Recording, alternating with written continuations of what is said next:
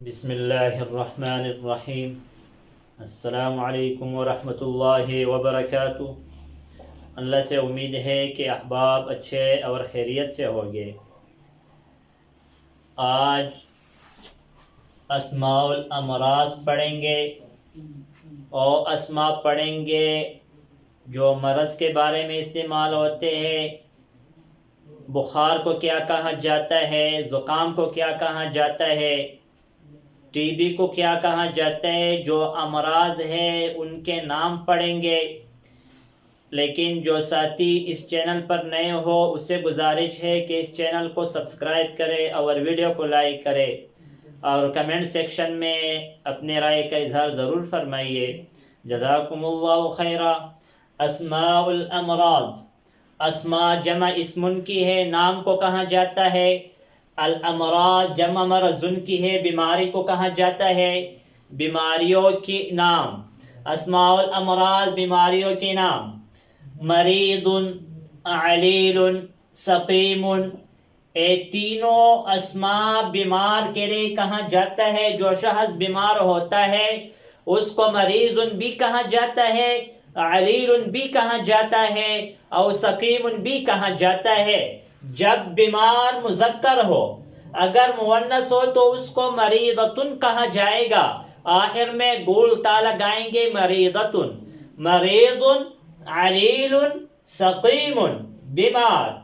مرض، داء، علت، بیماری۔ ایک بیمار ہوتا ہے، بیمار جو شخص ہوتا ہے اس کو کیا کہا جاتا ہے، اور اس کو جو بیماری لاحق ہوتے ہے بیماری کو مرض، داء، علت عربی میں کہا جاتا ہے۔ تینوں الفاظ بیماری کے لیے استعمال ہوتی ہے۔ حمى، سخونت، حرارت، بخار۔ یہ تینوں الفاظ بخار کے لیے استعمال ہوتے ہیں۔ حمى بھی بخار کو کہا جاتا ہے، سخونت بھی بخار کو کہا جاتا ہے، حرارت بھی بخار کو کہا جاتا ہے۔ حرارت کا اپنا معنی ہوتا ہے گرمائش، اور بخار میں بھی گرمائش ہوتا ہے، اس وجہ سے اس کو حرارت کہا جاتا ہے۔ صداع، وجع الرأس، سر درد۔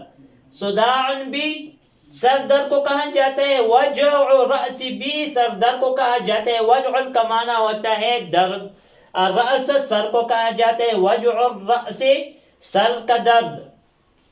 سعال، قحط، کانسی۔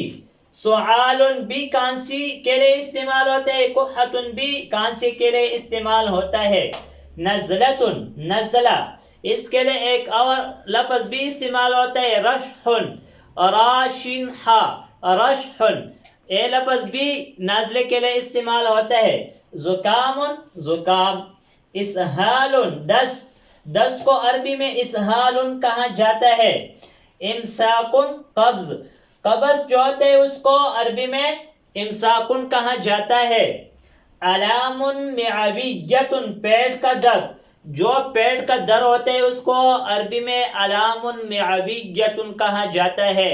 آج اس سبق پر اکتفا کریں گے، آئندہ ویڈیو میں ملیں گے۔ جزاکم اللہ خیرا۔ السلام علیکم ورحمۃ اللہ وبرکاتہ۔